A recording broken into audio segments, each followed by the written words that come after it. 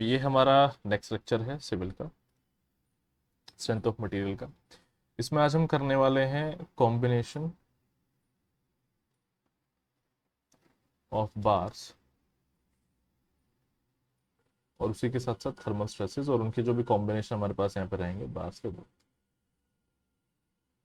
But यहाँ पे इससे इसको ये टॉपिक्स को शुरू करने से पहले मैं आपको बताना चाहूँगा कि हमारे जो स्ट्रेन्स हैं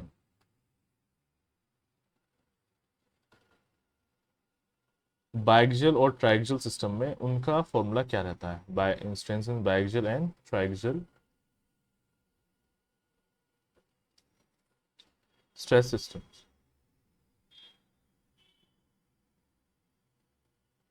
तो पहले आज हम ये वाला छोटा सा एक टॉपिक है हमारा, इसको कंप्लीट करेंगे एंड देन हम लोग आगे अपने जो हमारे मेन टॉपिक्स हैं उनको हम लोग आज कंप्लीट करेंगे। तो मैं अगर यहाँ पे बात कर रहा हूँ किसकी, हमारे स्ट्रेन्स की बायएक्सियल के ट्रायएक्सियल स्ट्रेस सिस्टम में, तो इसका मतलब ये हो जाता है कि आपका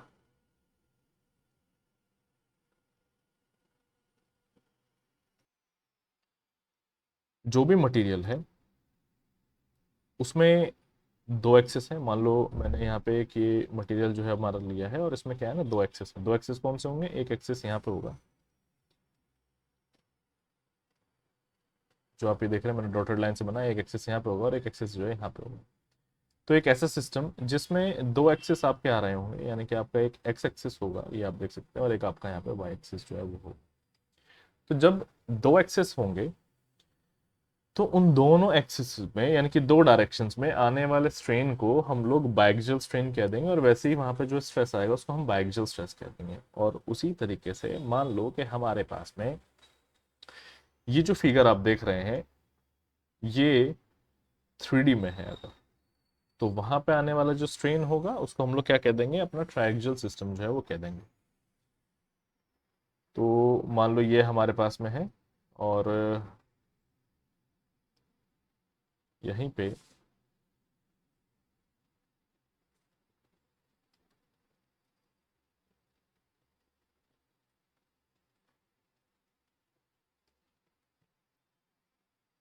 इस तरह से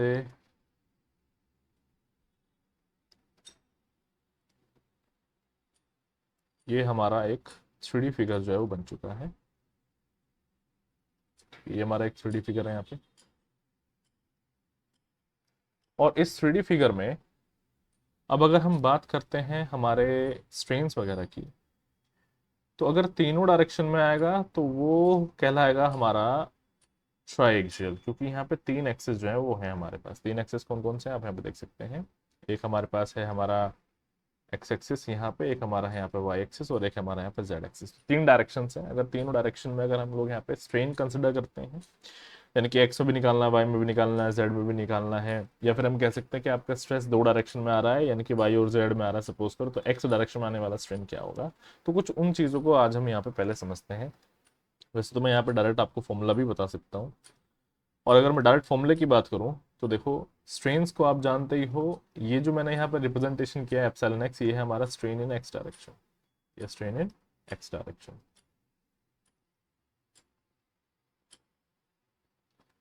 अब फॉर्मूले की अगर मैं आपको बात करूं तो हमारे पास एक फॉर्मूला था, स्ट्रेस अपॉन स्ट्रेन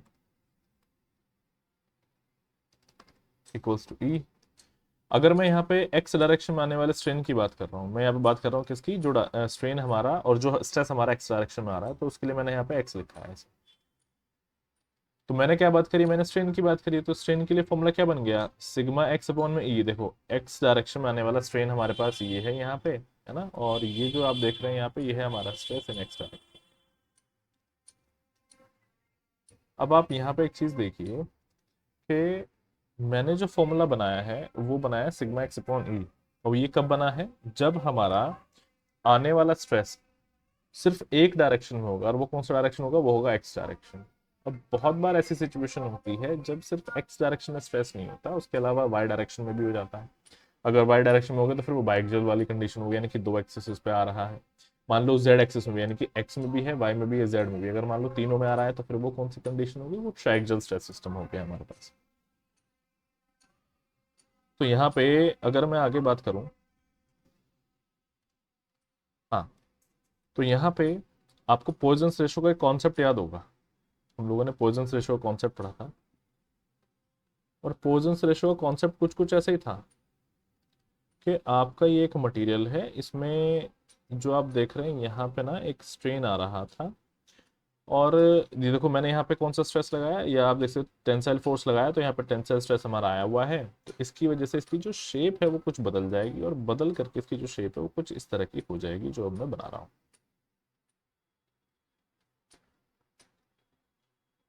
ये आप देख सकते हैं इसकी शेप कुछ ऐसी हो जाएगी, ये मैंने मान लिया कि इसकी नई शेप है। अब ये जो आप शेप यहाँ पे देख रहे हैं, इस वाली शेप को अगर आप ध्यान से देखेंगे तो आपको ये समझ में आएगा कि यहाँ पे इस डायरेक्शन में कुछ इस तरीके से ऐसा लगता है जैसे स्ट्रेस लग रहा होगा मान लो, या फिर फोर्स लग रहा होगा, ऊपर से भी कंप्रेस हो गया ना। तो यहाँ पे मैं एक बात आप समझिए, कोई एक मटेरियल है उसको मैंने ऐसे खींचा तो उसकी लंबाई बढ़ चुकी है, लेकिन जो उसकी हाइट थी वो कम हो गई है। अगर मैं वर्टिकल डायरेक्शन में दोबारा से एक और स्ट्रेस या फिर फोर्स लगा दूं जो उसको कंप्रेस कर रहा होगा, तो ऑब्वियसली उसको ये जो हॉरिजॉन्टल डायरेक्शन होगा उसमें वो और ज़्यादा बढ़ जाएगा, एक्सटेंड कर जाएगा। अब मान लो कि वो, मैंने अब दूसरा सिनेरियो लेते हैं जिसमें सिर्फ और सिर्फ मैंने टेंसाइल फोर्स लगाया था, यानी कि हॉरिजॉन्टल डायरेक्शन में फोर्स लगाया हुआ था, मैंने उसको ऐसे फोर्स लगाया था, ऐसे फोर्स लगाया तो वो जो भी एक्सटेंड हुई वर्टिकल डायरेक्शन में वो छोटी हो गई। तो जब वो वर्टिकल डायरेक्शन में छोटी हो गई है, अब मैं वर्टिकल डायरेक्शन में एक फोर्स लगा रहा हूँ और वो वहां पे भी टेंसाइल फोर्स है, तो वो क्या करेगा, उसको ऐसे खींचने की कोशिश करेगा। तो जब वो उसको ऐसे खींचेगा तो यहाँ पे जो आपकी ये शेप है ये थोड़ा सा दोबारा चेंज होगा। कैसे, वो देखो सारे केसेस में लेता हूँ। सबसे पहला केस 1 है हमारे पास, जब हमारा ये जो आप शेप यहाँ पे देख रहे हैं ये फर्स्ट कंडीशन है, और इस फर्स्ट कंडीशन में मैंने टेंसाइल फोर्स लगाया, तो टेंसाइल फोर्स लगा देने की वजह से इसका शेप ऐसा हो गया। यहाँ मैंने टेंसाइल फोर्स ऐसे लगाया हुआ था, वर्टिकल डायरेक्शन में कोई फोर्स नहीं लगा हुआ था। अब मैं यहाँ पे अपना लेता हूँ केस 2।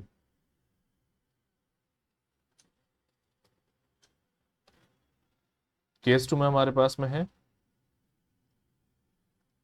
कि हमारा जो मटेरियल है वो ऐसा है, जो ऊपर है वही मैंने यहाँ पे बनाया है।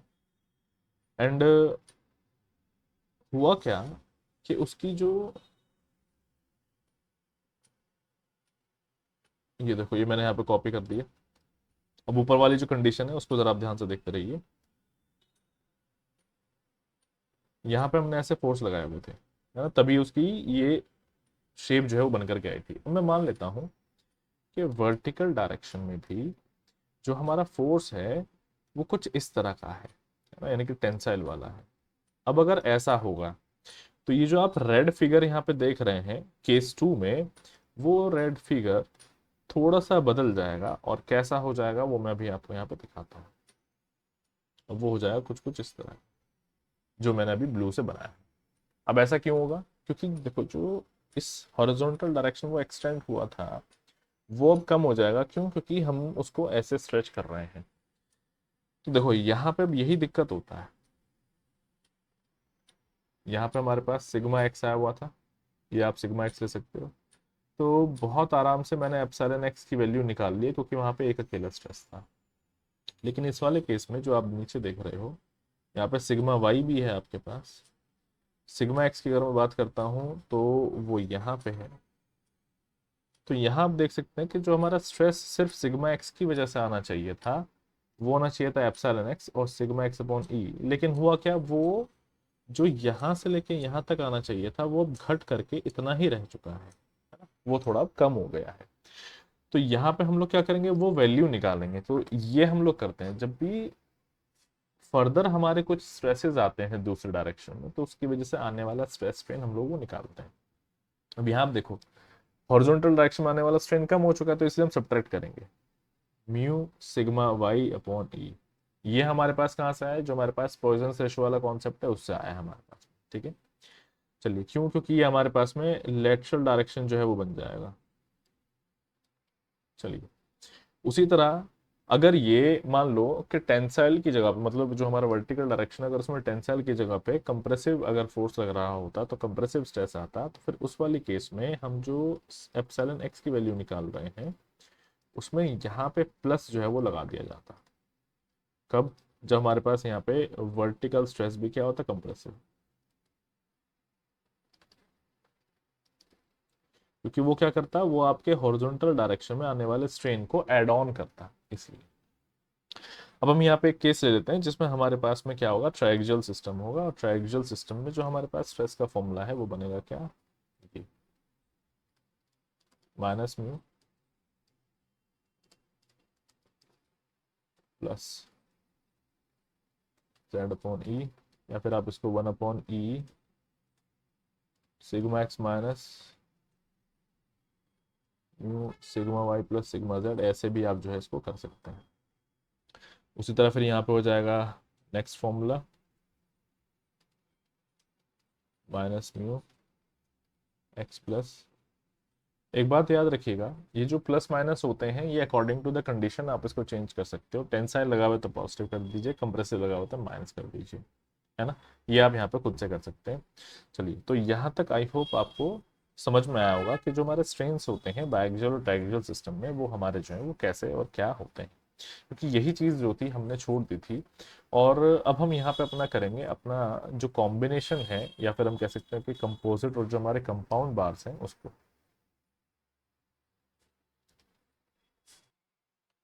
अब यहाँ पे हमारा टॉपिक है composite and compound bars, composite and compound bars, ये हमारा यहाँ पे टॉपिक जो है।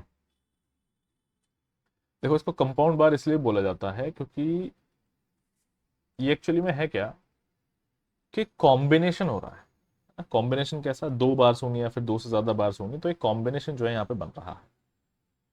और ये जो हमारे पास कॉम्बिनेशन होते हैं ये हो जाते हैं दो तरीके से। अब कैसे दो तरीके से हो जाते हैं, दो तरीके से ऐसे होते हैं, एक यहाँ पे सीरीज वाला बनता है, एक यहाँ पे पैरेलल वाला बनता है। तो हमारा यहाँ पे एक होता है सीरीज कॉम्बिनेशन, एक होता है हमारे पास यहाँ पे पैरेलल कॉम्बिनेशन। इस पैरेलल कॉम्बिनेशन को हम लोग कंसेंट्रिक कॉम्बिनेशन भी जो है बोलते हैं।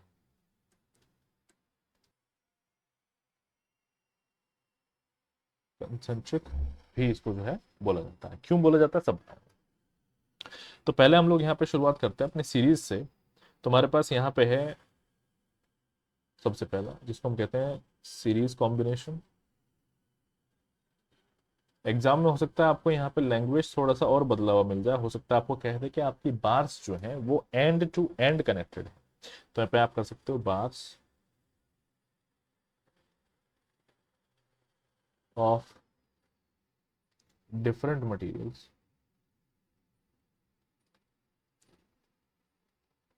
Are joint end to end. देखो, अगर सेम मटेरियल होगा आप तब भी कर सकते हो।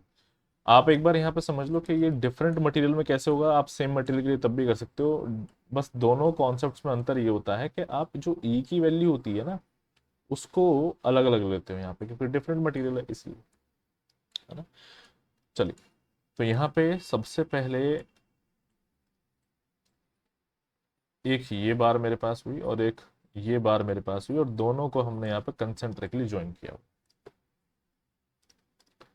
दोनों बार्स को हमने यहाँ पे कंसेंट्रिकली ज्वाइन जो है वो कर रखा है।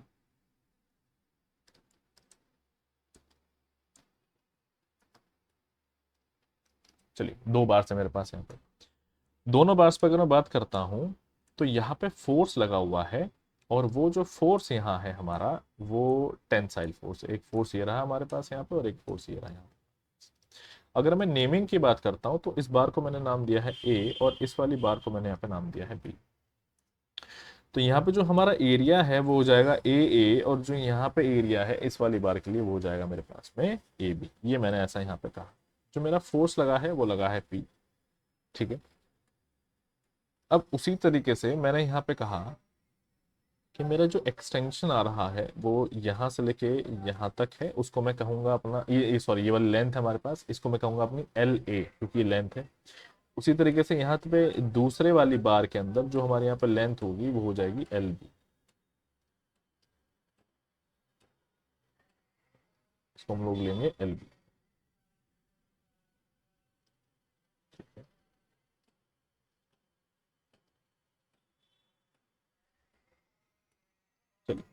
तो यहाँ पे हमारे पास जो लेंथ है वो है एल ए, ये हमारे पास यहाँ पे एल बी, ये हमारे पास में हमारी लेंथ जो है वो हो चुकी है। अगर मैं एक्सटेंशन की बात करूं तो देखो दो मटेरियल्स हैं, उनको ज्वाइन किया हुआ है, हम ऐसे खींच रहे हैं तो पहले वाले ए में भी एक एक्सटेंशन आएगा और बी वाले में भी एक एक्सटेंशन आएगा, तो टोटल एक्सटेंशन दोनों को मिला करके बनेगा। ठीक है, आप लोगों को एक बात याद रखनी है कि हर जगह जो हमारे कॉम्बिनेशन बन रहे हैं, चाहे वो सीरीज वाला हो चाहे वो पैरेलल वाला, उसमें होना क्या है, उसमें हम लोग दो चीजों पे ध्यान देंगे, और जो दो चीजें हैं वो क्या होंगी। एक होगा हमारे पास में लगाया गया लोड, उसके बारे में जो हमारा रूल है या फिर कॉन्सेप्ट है वो, और दूसरा होगा हमारे पास यहाँ पे हमारे आने वाले एक्सटेंशन को लेकर के।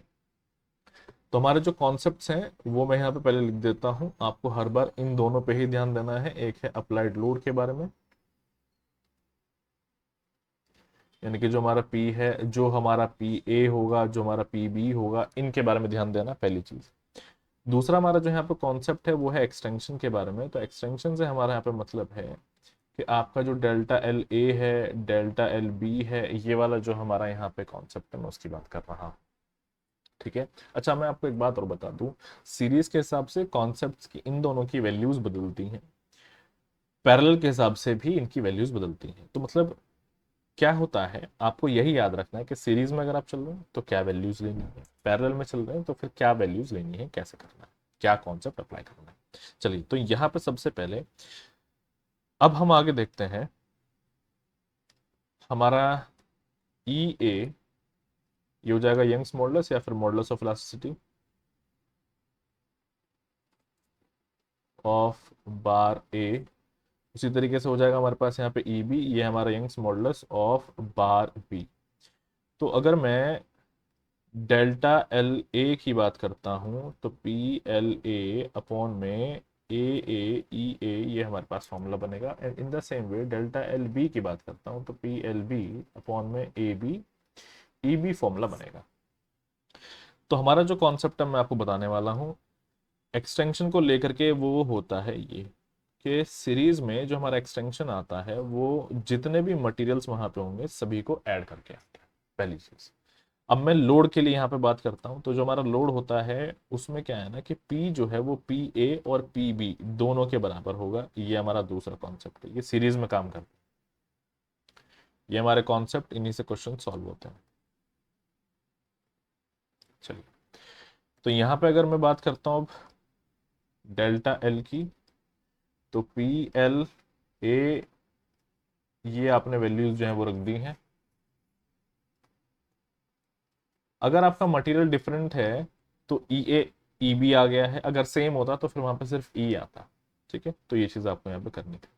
तो आप यहाँ से चाहे तो P कॉमन ले लो, हमारे यहाँ पे हो जाएगा LA अपॉन में AA EA plus LB upon में AB EB, दैट्स इट।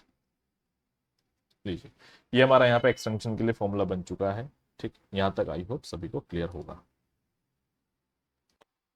अब नेक्स्ट हम इसमें बात करते हैं हमारा जो पैरेलल है उसके लिए, या फिर कह सकते हैं कि जो हमारा कंसेंट्रिक है उसके लिए। तो नेक्स्ट है हमारा यहाँ पे पैरेलल कॉम्बिनेशन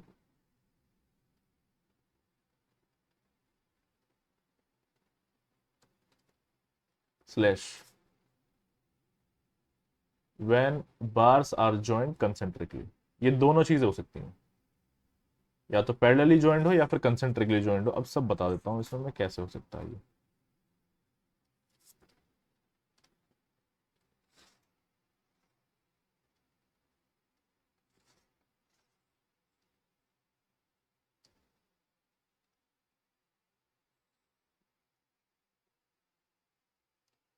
सबसे पहले पैरेलल की चीज को समझते हैं।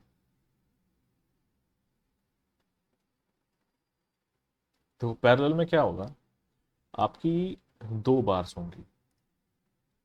मान लो कि एक बार आपकी जो है वो यहाँ पे है, ये रही, और आपकी दूसरी एक बार होगी, वो सपोज करो कि यहाँ पे हो गई। एरिया से मतलब नहीं है, एरिया वगैरह कुछ भी हो सकता है उसका, लेकिन जो लेंथ होगी ना वो दोनों की सेम होगी। तो यहाँ पे मैं ऐसे मान लेता हूँ कि वो जो है दोनों वो यहाँ पे अटैच्ड हैं इस तरीके से। ये यहाँ पे मैंने ऐसे बना दिया कि ये क्या हो गई, अटैच्ड हो गई। और इधर भी अटैच जो है वो हो चुकी है।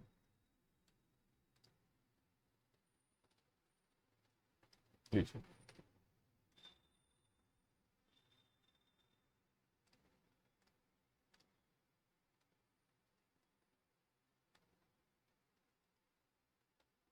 ठीक है, यहाँ पे ये अटैच जैसे हमारी हो चुकी है। अब इसमें क्या है ना, जैसे मैंने आपको बताया, इनका कुछ भी एरिया हो सकता है, लेकिन जो लेंथ होगा वो हमेशा सेम होगा।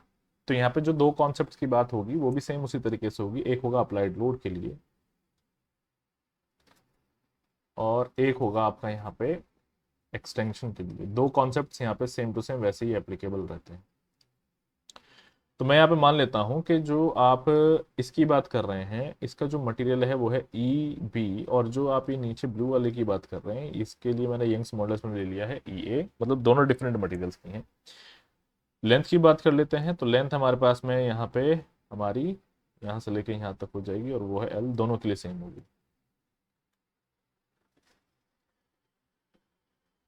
तो यहाँ से लेके यहाँ तक ये हमारी यहाँ पे क्या हो गई है, लेंथ जो है वो हो गई है। इसको मैंने एल से डिनोट कर दिया। ठीक। अब होता क्या है कि आप ये वाला केस मैंने लिया पैरेलल वाला, आप देख सकते हो दोनों की दोनों इसमें क्या है, पैरेलल है।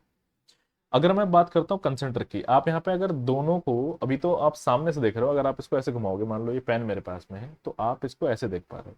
आप इसको जब साइड से देखोगे तो आप इसको कुछ इस तरीके से देखोगे, ऐसे। तो जब आप इसको साइड से देखोगे तो आपको पता है क्या दिखाई देगा, अभी देखिए, जस्ट अ सेकेंड, मैं आपको यहाँ पे बता देता हूँ।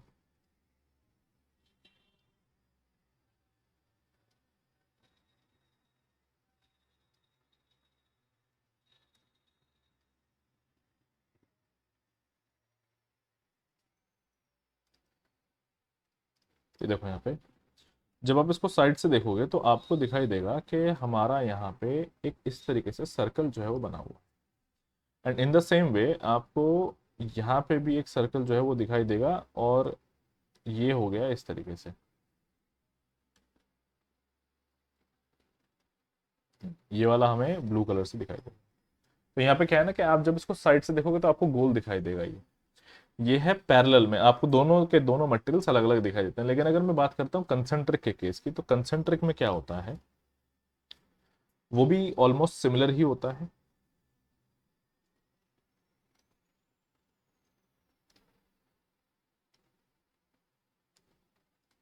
दूसरा केस हमारे पास कंसेंट्रिक,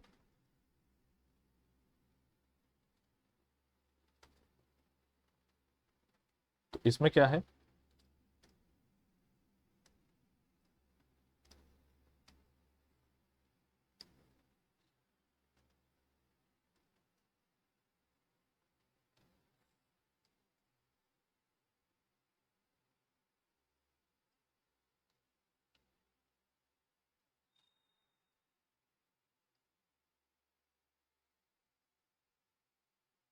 कुछ इस तरीके से होगा।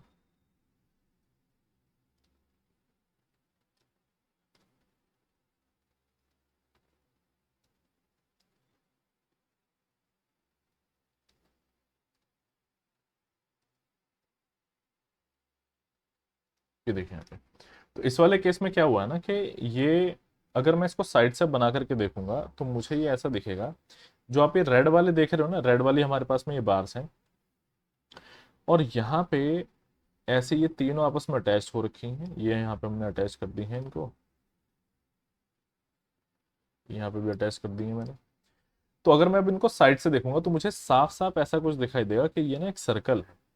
भी दिखाता हूँ कैसे।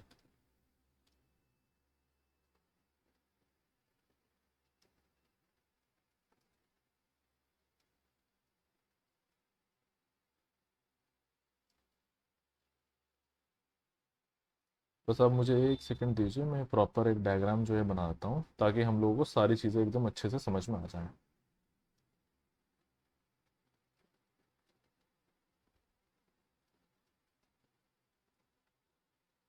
क्योंकि ये सारे जो सब्जेक्ट्स हमारे पास होते हैं, इनमें विजुअलाइजेशन जो है वो बहुत ज़रूरी है। इसमें आपको एक एक पिक्चर क्लियर होना चाहिए कि कहाँ पे कौन सी चीज़ कैसे होती है।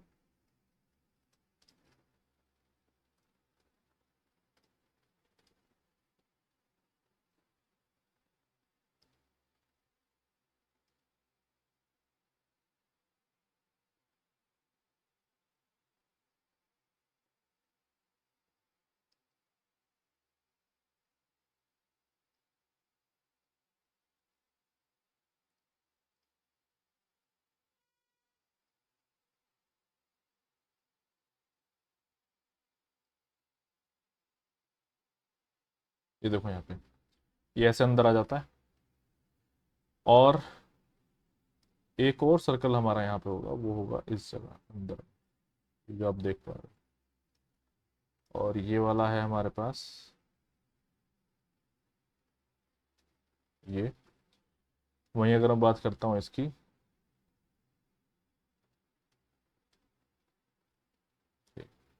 तो ये इस तरीके से हो जाता है।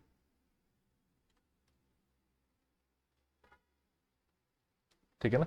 तो आप जो देख रहे हैं ये इस तरीके से होता है, ये होता है हमारे पास में कंसेंट्रिक, यानी कि इस तरीके से है कि आपका एक रॉड होगा, उसके अंदर एक दूसरा रॉड जो है वो डाला गया होगा।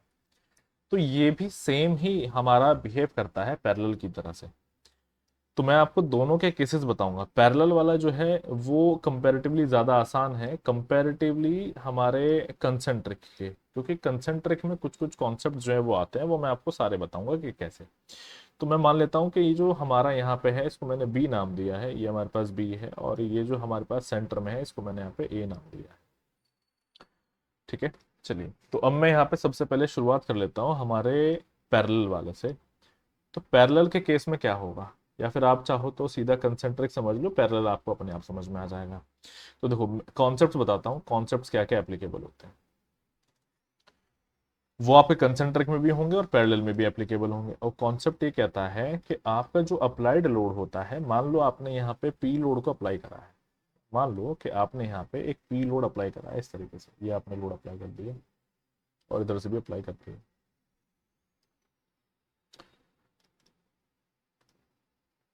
तो जो लोड होता है यहाँ पे, अब पिछले केस में क्या था, लोड तो सेम था, लेकिन यहाँ पे जो लोड है वो हमारा सेम नहीं होता, वो डिस्ट्रीब्यूट हो जाता है मटेरियल के हिसाब से, इस तरीके से। एक कॉन्सेप्ट तो हमारे पास ये है, ये कॉन्सेप्ट हमारे पैरेलल और कंसेंट्रिक दोनों में अप्लाई करता है। अब अगर मैं बात करता हूँ एक्सटेंशन की, तो यहाँ पे आने वाला जो एक्सटेंशन है वो हमारा क्या होता है, सेम होता है। मैं यहाँ पे अगर बात करूँ एक्सटेंशन की, तो हमारा यहाँ पे एक्सटेंशन क्या होगा, सेम होगा बिल्कुल। लीजिए, यहाँ पे एक्सटेंशन सेम होता है। और अगर मैं बात करता हूँ स्ट्रेसेस की, तो यहाँ पे स्ट्रेसेस जो है ना वो डिफरेंट हो सकते हैं, है ना। मान लो ई जो है हमारे पास, उसमें स्ट्रेस डिफरेंट होगा, ऐसे ही ए वाला जो है हमारे पास में, सॉरी बी वाला जो है हमारे पास है उसमें स्ट्रेस डिफरेंट होगा, और जो हमारे पास ए वाला है उसमें भी स्ट्रेस डिफरेंट होगा। तो यहाँ पे स्ट्रेसेस की जो वैल्यू है वो हमारी डिफरेंट डिफरेंट हो सकती है। मैं आपको वो भी बताऊंगा कि स्ट्रेसेस कैसे डिटरमाइन करे जाते हैं। चलिए,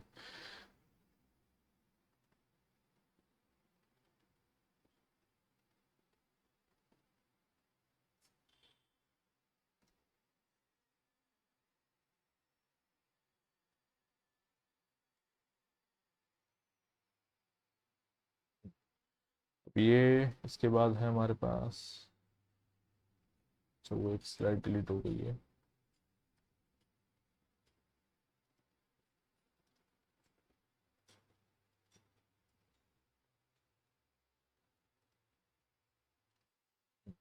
तो अब इसमें क्या होता है कि जैसे मैंने आपको बताया कि यहाँ पे जो हमारा लोड है वो इस तरीके से डिस्ट्रीब्यूट हो जाता है, और जो हमारा एक्सटेंशन है वो हमारा क्या रहता है, सेम रहता है यहाँ पे। तो इसी चीज़ का इस्तेमाल हम लोग यहाँ पे करने वाले हैं। वो कैसे इस्तेमाल करेंगे वो देखो। तो मैं सबसे पहले क्या करता हूँ, पी ए एल, चूंकि यहाँ पे तो वो सेम रहेगा तो इसीलिए मैं उसको एल ले लेता हूँ। यहाँ पे होगा A A E A equals to P B L upon में ए बी ई बी, तो ये एल से एल कट जाएगा। तो यहाँ से आप P A upon P B ये वैल्यू भी निकाल सकते हो। ये भी एग्जाम में आ सकता है कि बताइए यहाँ पे शेयर किए गए लोड की जो वैल्यू है वो क्या होती है, रेशो पूछ सकता है। तो एक ये आपके काम का। अब हम क्या करेंगे, इसको यहाँ पे पुट करेंगे। कैसे पुट करेंगे देखो, तो P A equals to P B A E A upon में ए बी ई बी हो जाएगा। ये वैल्यू आप जो है वहां पे इक्वेशन में रख दीजिए। जैसे ही आप इसको यहाँ पे इक्वेशन में रखते हैं तो ये हमारे पास होता है P B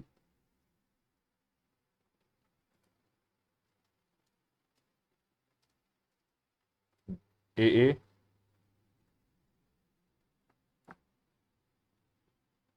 E A upon में, तो ये हमारे पास यहाँ पे हो जाएगा P B A E A upon में A B plus P B equals to P. फिर यहां से हम लोग कर लेंगे पी बी, ये आप देख सकते हैं इस तरीके से, ये हमारा यहाँ पे बन जाएगा।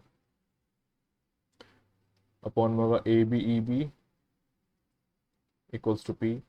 तो यहाँ से आएगा पी बी कॉमन, तो ये जो हमारे पास बनेगा ये बनेगा A plus A B upon में A B equals to P. तो P B equals to P A B upon में ए प्लस ए बी। तो ये जो है हमारे पास लोड जो है वो निकल के आ चुका है कि किसी एक के अंदर लोड कितना है।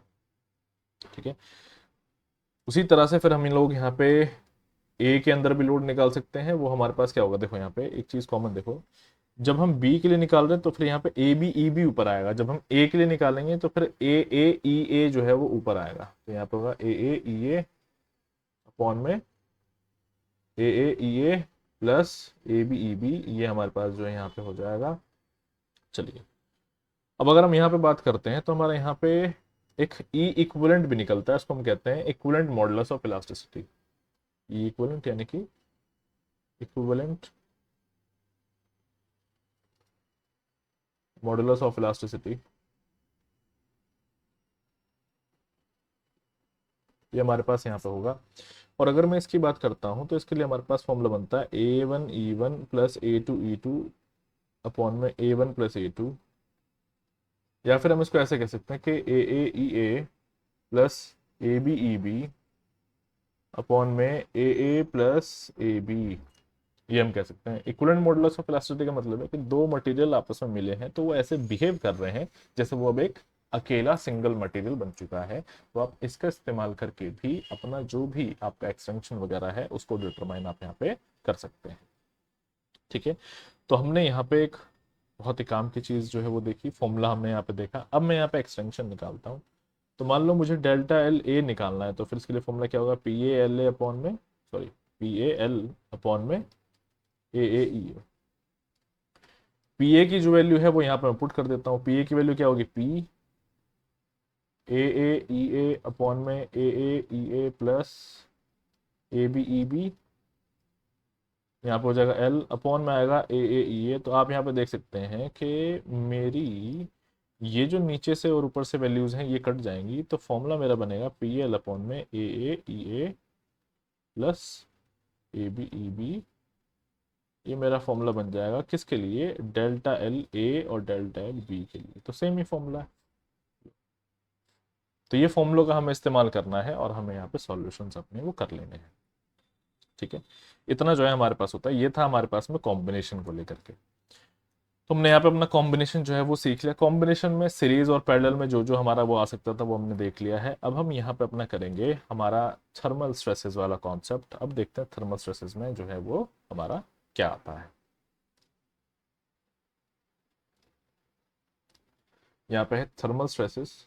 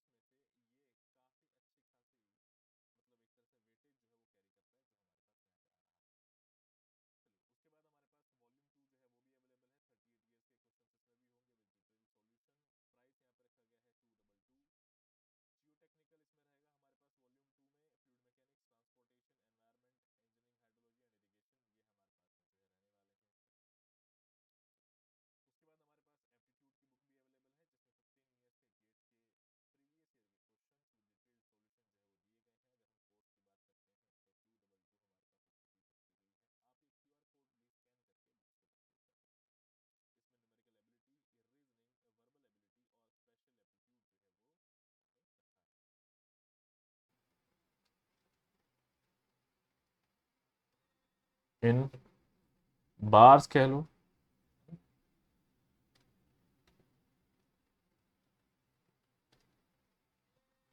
तो थर्मल स्ट्रेसेस कैसे जो है वो निकाले जाते हैं, इसी में हम लोग थर्मल स्ट्रेसेस और थर्मल स्ट्रेन्स भी निकालेंगे। सबसे पहले तो इसका कॉन्सेप्ट जो है वो समझ लेते हैं कि इसका कॉन्सेप्ट जो है वो होता क्या है। मान लो कि आपके पास में एक मटेरियल है, यहाँ पे ये रहा आपका मटेरियल, और इस मटेरियल को कुछ टाइम में क्या हुआ, हीट मिली, ओवर द टाइम इसको हीट मिली है। तो हीट से क्या होगा कि ये जो मटेरियल आप देख रहे हैं यहाँ पे, ये थोड़ा सा लूज हो जाएगा और जो है वो स्ट्रेच हो जाएगा कुछ इस तरीके से, है ना। मान लो इसकी लेंथ जो है वो बढ़ चुकी है। तो होता क्या है ना कि हर मटेरियल टेम्परेचर के साथ साथ अपने आप को, अपनी जो एक तरीके से कह सकते हैं लेंथ है या फिर शेप है, उसको चेंज करता है। लंबाई बढ़ जाएगी या फिर घट जाएगी, ऐसा जो है वो यहाँ पे होता रहता है। आपने जो रोड्स देखी हैं उसमें भी थर्मल स्ट्रेसेस का इस्तेमाल होता है। जो आपकी रेल्स होती हैं ट्रेन के लिए, जो रेल्स की होती हैं उसमें भी ये वाला कॉन्सेप्ट इस्तेमाल होता है। ब्रिजेस बनते हैं वहां पे भी ये कॉन्सेप्ट इस्तेमाल होता है, सब जगह पे इस्तेमाल होता है। तो होता क्या है ना यहाँ पे कि due to the temperature change, length में चेंज जो है हमारे मटेरियल के अंदर आता है, ठीक है। अगर हमारा टेम्परेचर यहाँ पे मटेरियल का क्या होगा, चेंज होगा, तो यहाँ पे साइज में चेंज आ जाएगा, एक बात ये, यानी कि स्ट्रेन जो है वो यहाँ पे आएगा। So if the temperature changes,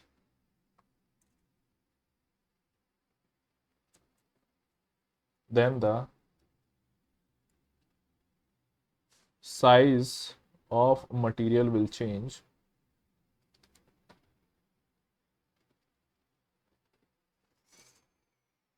and hence thermal strain will be there, will be there। अब एक इंपॉर्टेंट चीज है यहाँ पे, देखो, थर्मल स्ट्रेन आया है, स्ट्रेस नहीं आया है। स्ट्रेस क्यों नहीं आएगा? स्ट्रेस इसलिए नहीं आएगा क्योंकि मटेरियल आपका फ्री टू एक्सपेंड है या फिर फ्री टू श्रिंक है। अगर मैं मटेरियल को रोकूंगा, तो जितना रोकूंगा उतना ही स्ट्रेस वहां पे देखने को मिलेगा। बिल्कुल एक इंसान की तरह होता है। मान लो आप अपनी खुशी से कुछ कर रहे हो तो कोई किसी तरह का स्ट्रेस नहीं है। मान लो अब मैंने क्या कहा कि नहीं आप ये काम नहीं करोगे और आप करना चाहते हो, थोड़ा सा स्ट्रेस है। तो जितना आपके ऊपर एक तरीके से आपको रोका जाएगा उतना स्ट्रेस आप फील करेंगे। तो यहाँ पे है कि स्ट्रेस हमारा तभी प्रोड्यूस होता है जब एक मटेरियल को रेस्ट्रिक्ट करा जाता है। तो यहाँ पे आप नोट कर सकते हैं, thermal stress will only produced when the material is restricted, when the material is restricted, है ना। इसका मतलब हो गया कि अगर मटेरियल मेरा फ्री टू एक्सपेंड या फिर फ्री टू कॉन्ट्रैक्ट है, if material is free to expand slash contract, then in that case, तो उस सिचुएशन में हमारा जो यहाँ पे आने वाला थर्मल स्ट्रेस है वो जीरो होगा। Then in that case thermal stress equals to zero. ये चीज जो है हमें यहाँ पे देखने को मिल जाएगी, ठीक है। चलिए, तो अब हम लोग यहाँ पे समझते हैं कि थर्मल स्ट्रेस जो है वो कैसे निकाला जाए और थर्मल स्ट्रेन जो है वो कैसे निकाला जाए। अगर हमारा मटेरियल रेस्ट्रिक्ट कर दिया जाए तो थर्मल स्ट्रेस कैसा आएगा वो भी देखते हैं। तो सबसे पहले हमारा थर्मल स्ट्रेन। तो थर्मल स्ट्रेन को हम लोग यहाँ पे रिप्रेजेंट करते हैं एप्सिलॉन टी से। जो आप यहाँ पे टी देख रहे हो ये हमारे पास थर्मल के लिए होता है ना, टेम्परेचर के लिए। चलिए, अब यहीं पे एप्सिलॉन टी की बात करता हूं मैं ना। तो एप्सिलॉन टी की अगर मैं यहाँ पे बात कर रहा हूं तो हमारा क्या स्ट्रेन है, यानी कि चेंज अपॉन ओरिजिनल लेंथ ही आएगा, है ना। तो ये जो हमारे पास में होता है ये है चेंज इन लेंथ। इसके बारे में आप जानते हैं, ये हमारे पास में ओरिजिनल है। तो जो हमारा चेंज होता है due to the temperature change, वो एक फॉर्मूले से दिया जाता है। तो delta L equals to L alpha delta T. ये जो आप देख रहे हैं ये है change in length due to temperature, length due to temperature change, और टेम्परेचर चेंज हमारे पास में कितना है, डेल्टा टी है। वहीं अगर मैं बात करता हूँ किसकी, अल्फा की, तो अल्फा हमारे पास यहाँ पे क्या है, यह है coefficient, coefficient of thermal expansion. और अगर मैं इसकी वैल्यू की बात करूं तो 1.2 इंटू 10⁻⁻6 पर डिग्री सेल्सियस हो जाता है किसके लिए, स्टील के लिए और कंक्रीट के लिए। ठीक है, दोनों के लिए सेम वैल्यूज होती है इसकी। ठीक, अब अगर मैं डेल्टा एल निकाल चुका हूं तो यहां पे मैं बड़े ही आराम से अपना निकाल सकता हूं क्या, थर्मल स्ट्रेन, जो कि हो जाएगा क्या, अल्फा डेल्टा टी। लीजिए, तुमने यहाँ पे थर्मल स्ट्रेन जो है वो भी निकाल लिया है। अब मान लो कि हमारा जो मटेरियल है वो सबसे पहले इतना था, इतना था। थर्मल स्ट्रेन यहाँ पे देखने को मिला है ना, थर्मल स्ट्रेन देखने को मिला, तो मटेरियल जो है वो हमारा कितना हो गया, लगभग इतना जो है वो हो गया है, जो आप ये ब्लू से देख रहे हैं। थोड़ा सा छोटा कर देता हूँ इसे ताकि आप लोग देख पाओ उसको, जो आप यहाँ पे ब्लू से देख रहे हैं। अब हुआ क्या ना कि मैंने तो यहाँ पे इसको रेस्ट्रिक्ट कर दिया। रेस्ट्रिक्ट कैसे करा, यहाँ पे इसको मैंने अटैच कर रखा था, और इन द सेम वे मैंने इसको यहाँ पे भी अटैच कर रखा था। तो ये जो मटेरियल आप देख रहे हैं, जो पहले एक्सपेंड ऐसे हो रहा था जब ये फ्री टू एक्सपेंड था, मान लो अब ये क्या था, ये था हमारे पास है फ्री टू एक्सपेंड। लो ये सारा केस ले लेते हैं, ये सबसे पहला केस है हमारे पास, केस वन, नो हीट, है ना। इस वाले में क्या हुआ, ये हुआ हमारे पास में केस टू, ये हुआ हमारे पास में फ्री टू एक्सपेंड, आप देख सकते हो। अब मैं यहाँ पे लूंगा अपना थर्ड केस, थर्ड केस में हमारे पास में क्या होगा, थर्ड केस में मैं इसको रेस्ट्रिक्ट कर दूंगा।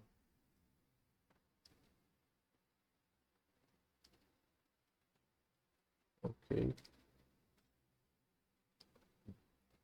तो थर्ड केस में मैंने इसको रेस्ट्रिक्ट कर दिया। कैसे रेस्ट्रिक्ट कर दिया, ये देख सकते हो आप, जो उसका शेप था वो उतना ही रहा, मतलब टेम्परेचर चेंज हो रहा है बट शेप जो है वो उतनी हो रही है, वो बदल नहीं पा रहा है। तो ऐसी सिचुएशन में अब जनरेट होगा यहाँ पे क्या,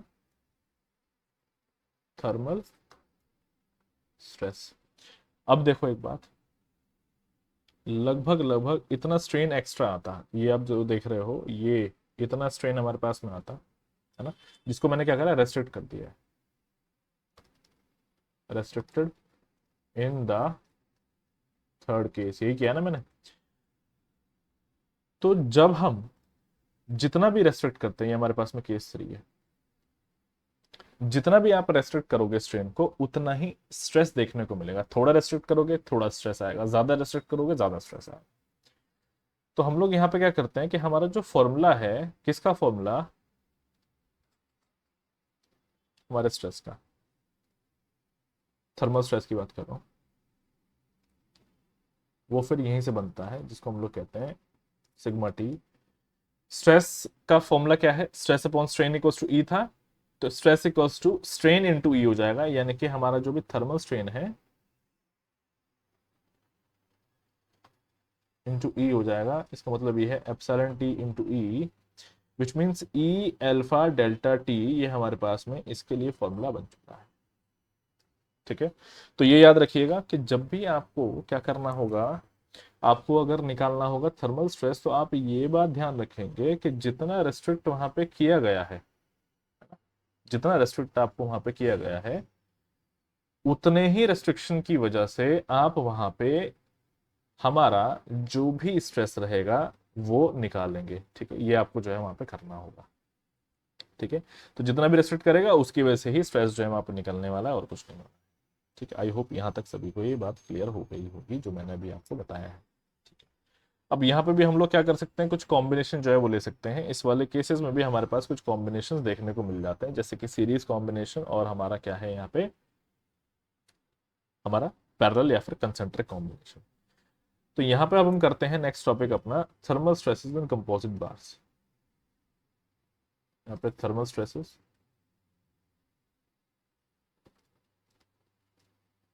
इन कंपोजिट बार्स।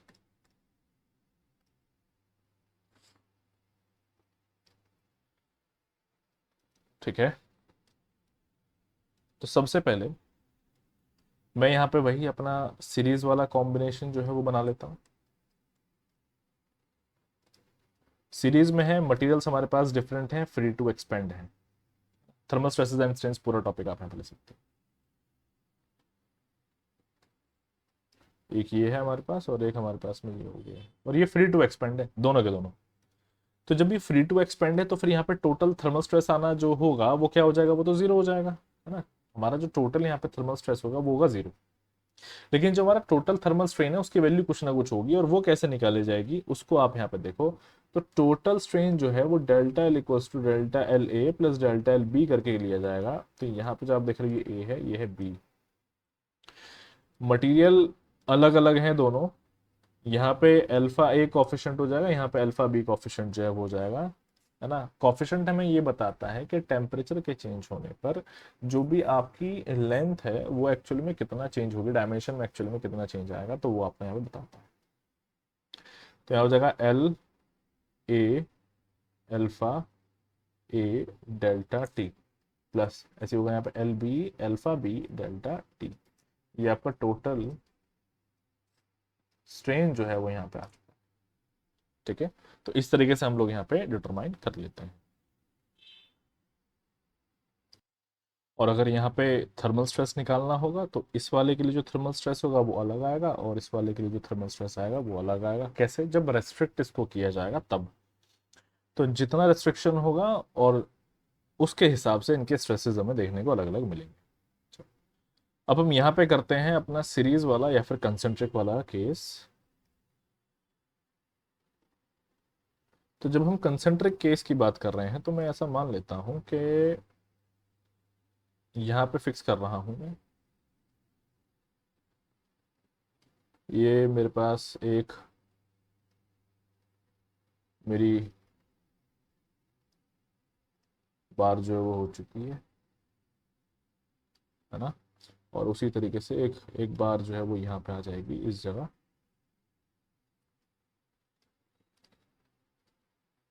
और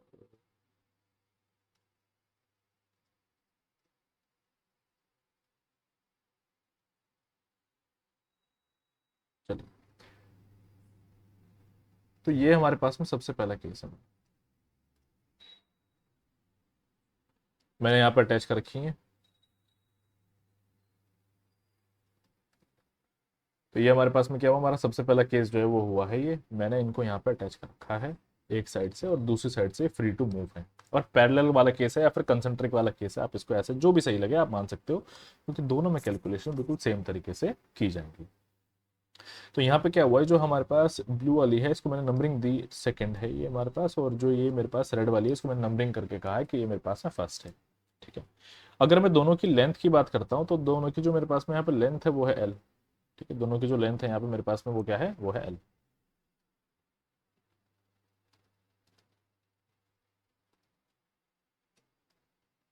ठीक है। अब इसी में हुआ क्या, ये मेरे पास केस फर्स्ट था, अब मैं ले रहा हूँ केस टू। केस टू में हुआ क्या है कि टेम्परेचर चेंज हुआ और इन्होंने अपना अपना जो एक्सटेंशन था वो हमें यहाँ पे शो करा। कैसे शो करा वो देख लो इधर। तो केस टू में अब क्या होने वाला है वो मैं आपको दिखा देता हूँ।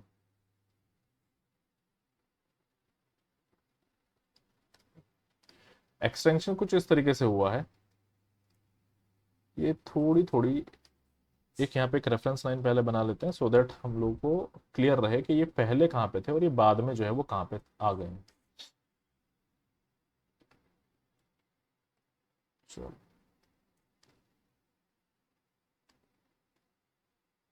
ये देखो अब यहाँ पे तो इतना एक्सटेंशन जो है हमें यहाँ पे देखने को मिला है। तो अगर मैं इस जगह पे बात करता हूं तो यहां से यहां तक जो मेरा ये एक्सटेंशन आया है इसको मैं कह रहा हूं क्या, डेल्टा एल टू। और जो मेरा ये यहां से लेके यहां तक का जो ये एक्सटेंशन आया हुआ है इसको मैंने यहाँ पे नाम दिया डेल्टा एल वन। ठीक है ना। तो एक मेरे पास में क्या डेल्टा एल टू है, एक मेरे पास में क्या यहाँ पे डेल्टा एल वन है। तो डेल्टा एल टू मेरे पास में क्या है, L alpha two delta T, उसी तरीके से डेल्टा L1 की बात करता हूं तो ये मेरे पास L अल्फा 1 डेल्टा टी, ये मेरे पास है यहाँ पे। ठीक है, तो ये हमारे पास में क्या हुआ, हमारे एक्सटेंशन हुए। अभी ये दोनों साइड में से सिर्फ एक साइड में ही क्या था, बाउंडेड था, यानी कि हमने एक तरीके से ज्वाइन कर रखा था, दूसरा एंड फ्री था। अब मैं यहाँ पे आगे कुछ बात कर लेता हूँ। मैं यहाँ पे मानता हूँ कि ये जो है हमारा नेक्स्ट, अब हम इसमें करेंगे कि ये आगे से भी क्या है, बाउंडेड है, ऐसा मैं यहाँ पे मान लेता हूँ।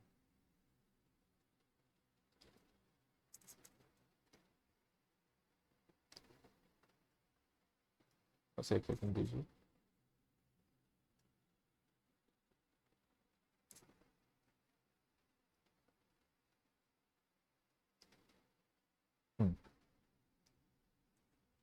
ओके, हाँ, तो अब मैंने क्या मान लिया, मैंने ये मान लिया है कि ये क्या है, यहाँ पे हमारा बाउंडेड है। कहाँ से बाउंडेड है, ये एंड से बाउंडेड है, ऐसा मैंने मान लिया है।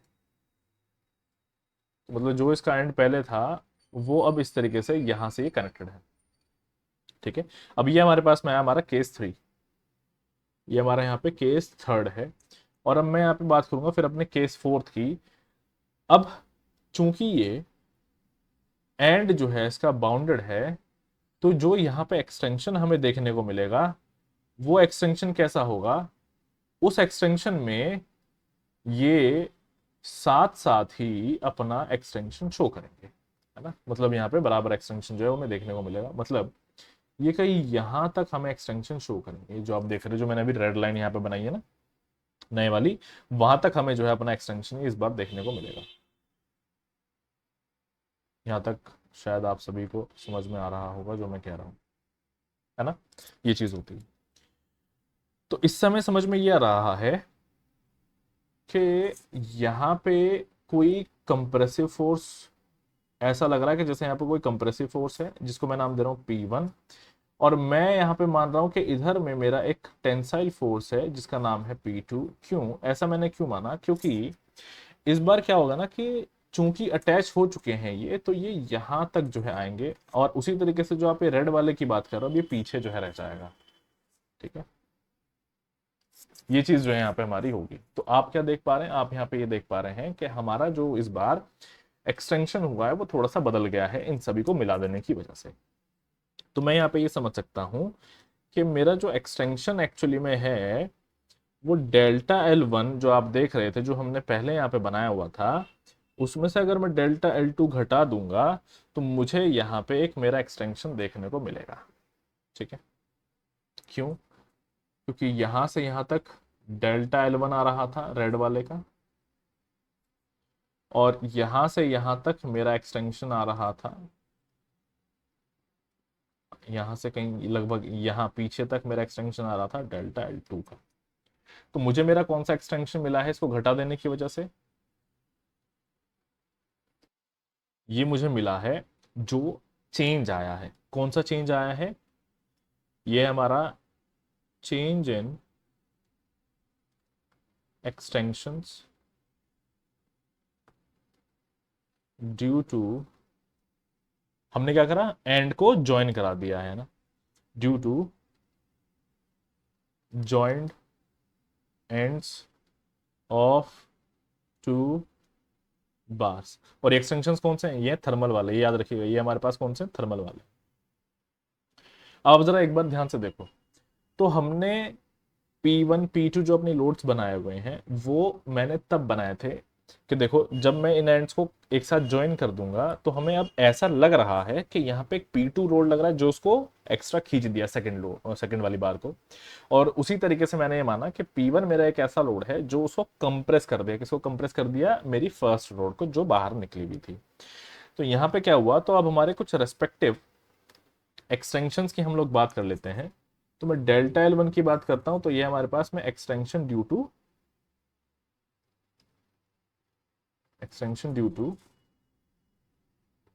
कंप्रेसिव लोड, ऐसा मैंने यहां पे मान लिया है।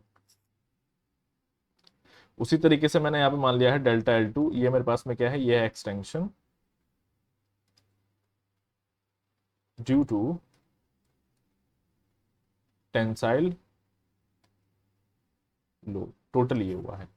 तो आप यहाँ पे एक बात को समझ पा रहे होंगे कि हमारा जो अब ये लोड की वजह से जो एक्सटेंशन आ रहा है ये किसके बराबर है, ये एक्चुअली में जो हमने अभी यहाँ पे सब्ट्रैक्शन करा ना, है ना, किसका सब्ट्रैक्शन, जो हमारे पास स्ट्रेन्स आए हैं थर्मल्स वाले, उनका जो हमने सब्ट्रैक्शन करा उनके बराबर जो है हमारा यहाँ पे निकल करके आएगा।